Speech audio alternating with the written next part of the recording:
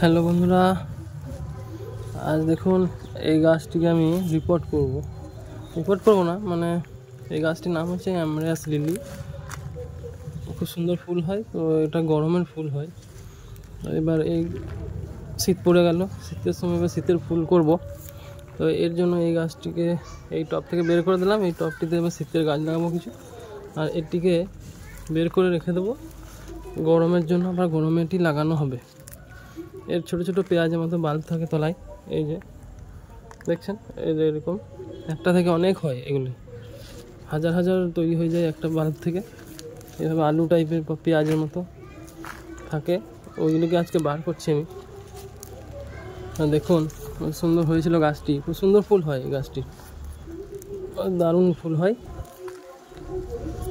অ্যামারাস lily বলে এটাকে, গরমেই হয়। তো আজ আমি এই গরমকাল তো চলে গেছে প্রায়, আর এই ফুলের দেখা পাবো না।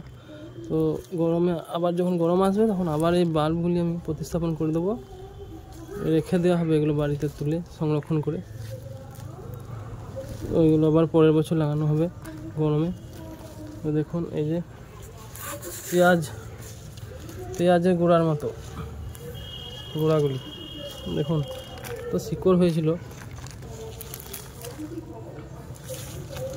একদম পেঁয়াজের গোড়ার মতো, তো শক্ত হয়ে গেছে, একদম ছাড়ছানা চিটিয়ে ধরে গেছে। দেখুন প্রচুর অনেক, আমি একটা লাগিয়েছিলাম গরমের সময়, আমি একটাই লাগিয়েছিলাম। তো এর থেকে এই যে মোটটা একটা রয়েছে দেখুন, এটা থেকে অনেকগুলি পাশ দিয়ে বের হয়েছে। এইগুলো যত বড় বাল্ব হবে তত সুন্দর ফুল হবে। তো ম্যাচুরিটি বাল্বগুলি বেশি সুন্দর এবং তাড়াতাড়ি ফুল দেয়। আমার হয়েছিল ফুল, গরমে হয়েছে। তো আমি ফেসবুকে পোস্ট করে দেবো ওই ফুলটি, দেখবেন এই ফুলটি কেমন লাগে দেখতে। পোস্ট করেছি আমি, আবার একবার পোস্ট করে আপনাদের দেখার জন্য কেমন হয় এর ফুল দেখতে দিয়ে দেবো।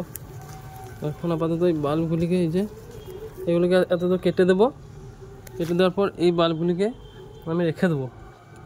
এগুলোকে আবার আমি গরমের সময় এর থেকে আবার প্রতিস্থাপন করে আবার গাছে ফুল পাবো, আরও অনেক বাল্ব পাবো, হাজার হাজার এই ধরনের পেঁয়াজের মতো কন্দ তৈরি হয়ে যায় খুবই সুন্দরভাবে।